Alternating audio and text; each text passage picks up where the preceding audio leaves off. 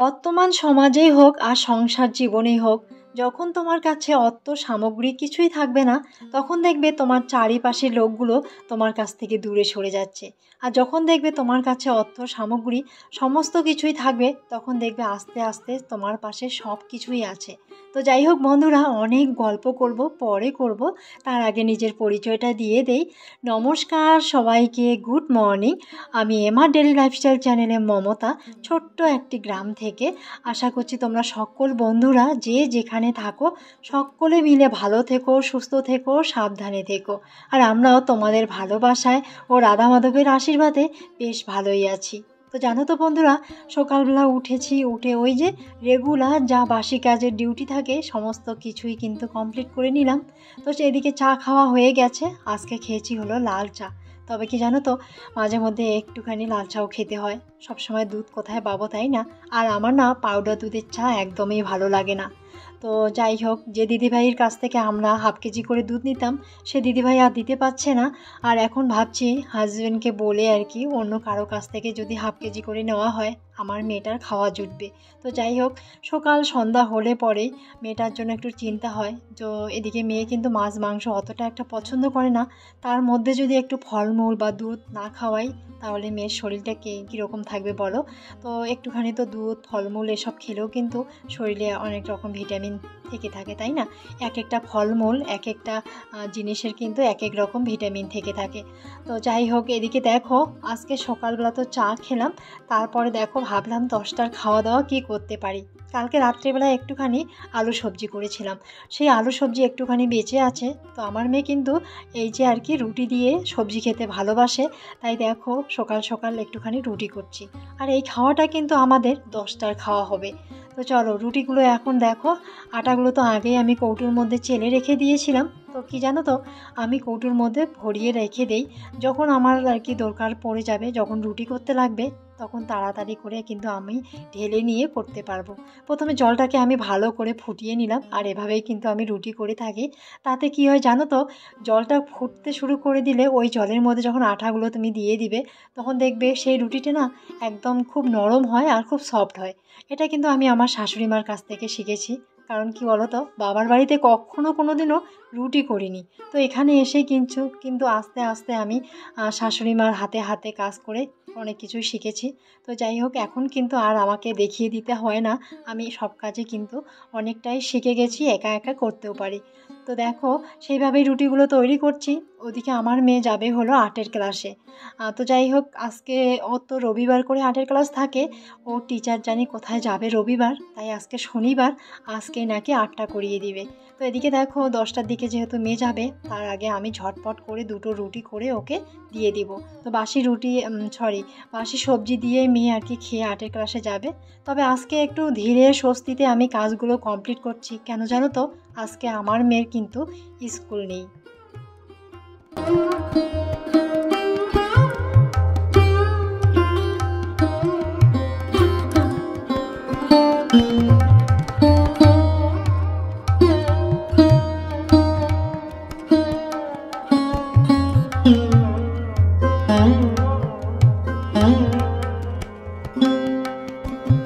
তো মেয়ের যেদিন স্কুল থাকে সেদিন আমার খুব চাপ হয়, সেটা তো আমি অনেক ব্লগেই তোমাদেরকে বলে দেই, আর নতুন করে কিছু বলার থাকে না। তো এদিকে দেখো আজকে না সকালবেলা একটুখানি বৃষ্টি হয়েছিল, তারপর জানো তো এত রৌদ্র দিচ্ছিল, যেমন আর কি বেলাটা বেড়ে যাচ্ছে তেমনি কিন্তু রৌদ্রের চাপটাও বেড়ে যাচ্ছে। তারপর ফ্রিজে জল রেখেছিলাম, এদিকে চলে আসলাম কচুমুখির গাছের এদিকে, মানে আমাদের জমিতে। তো এখানে দেখো হাজব্যান্ড কচুমুখি তুলছে।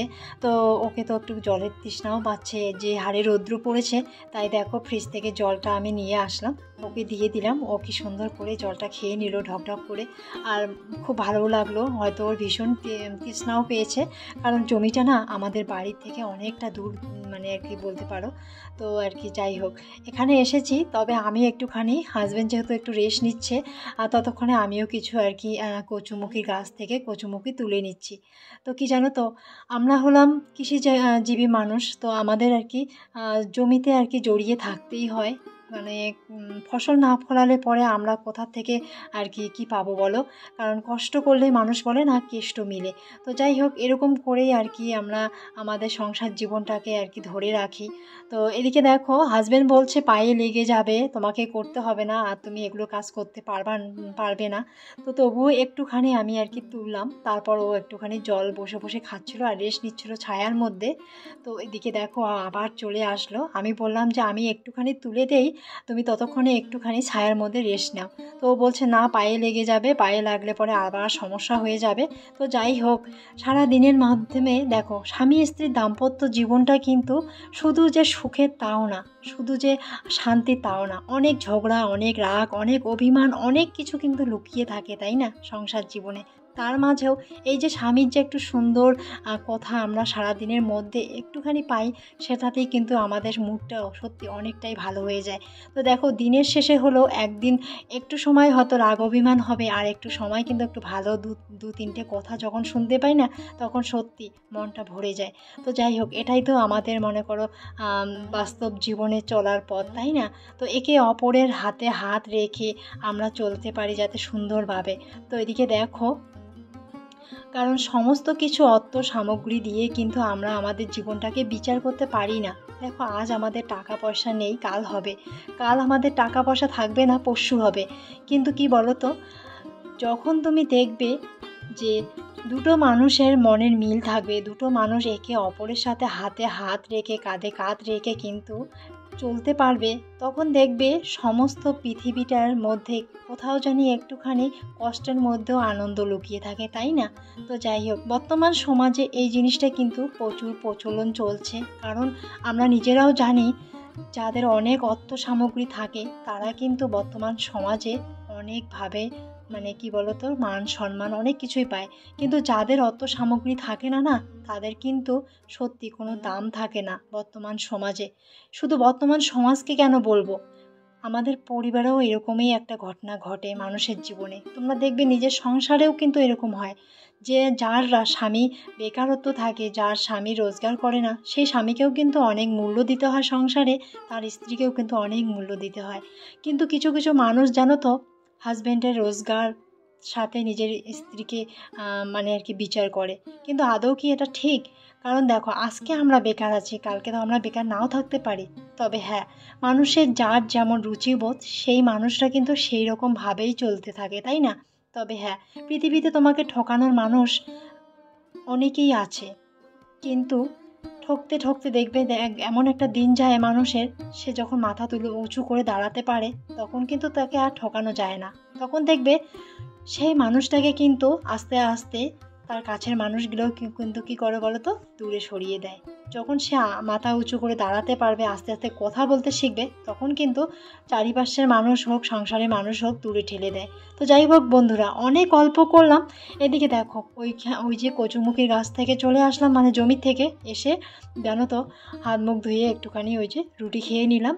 রুটি সবজি কিন্তু আমি খেয়ে যাইনি। তারপর জানো তো হাজব্যান্ডও চলে এসেছে, দুজনে মিলে চলে এসে হাতে হাত লাগিয়ে আজকে কি বলো তো, মানে জম্বুরা বলে, যে আমরা জাম্বুরা বলি, ওগুলো খেয়ে নিলাম, মানে বাতাবি লেবু বলি। তো ওগুলো খাওয়া দাওয়া করলাম, মানে মেখে একদম চটকায়া সুন্দরভাবে সবাই মিলে খেয়ে নিলাম। তো আমি কেটেছিলাম, তারপর হাজব্যান্ডও পরিষ্কার করেছে, আমিও একটুখানি পরিষ্কার করলাম।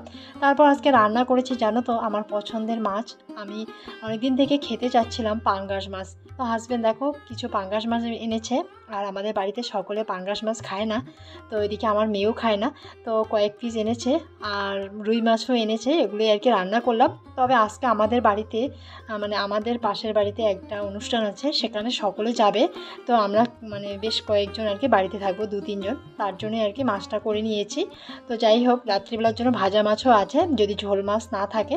তো এতে মাছের আর কি একটুখানি মাখা মাখা করলাম, আর এই যে সবজিগুলোই করে নিয়েছি, আর কিচ্ছু করিনি। তো আজকে দুপুরে খাওয়া দাওয়া এইটুকুই আর কি, সকলে মিলে খাওয়া দাওয়া করে নিয়ে জানো তো বিকেলের দিকে একটুখানি আর কি রেস্ট নিচ্ছিলাম, স্নান টান সেরে খাওয়া দাওয়া করে রেস্ট নিচ্ছিলাম। তারপর ভাবলাম আমার ঘরটা না একদম মেঝেটা নোংরা নোংরা হয়ে গেছে, তো আজকে মেঝেটা একটু পরিষ্কার করে মুছে নিই। অনেক দিন বাদে আর কি মেঝেটা পরিষ্কার করে মুছে নিচ্ছি। আর এদিকে দেখো সন্ধ্যা হতে না হতেই দেখো সবাই চা খেয়ে যে যার মতো বাজারে গেল, তারপরে দেখো মুষলধারে বৃষ্টি পড়ছে। তবে এখনকার এই যে ওয়েদার বুঝছো তো, কখন কোন সময় নিম্নচাপ সৃষ্টি হয় বলা মুশকিল। তো যাই হোক, বৃষ্টি এদিকে পড়ছে, এদিকে কি বলো তো, ওয়েদারটা একটু হালকা হলো, বেশ ভালোই লাগছে। তো চলো, রাত্রে খাওয়া দাওয়া আমাদের কমপ্লিট হয়ে গেছে, এদিকে মশারিটাও টাঙিয়ে নিয়েছি। আমি কিন্তু এখনও শুতে যাইনি, আর এদিকে আমার হাজব্যান্ড শুয়ে শুয়ে মোবাইল দেখছে, আর আমার মেয়ে কিন্তু ঘুমিয়ে পড়েছে। তো আমিও এখন শুতে যাব। তো চলো, আজকের মতো এখানে রাখছি, টাটা।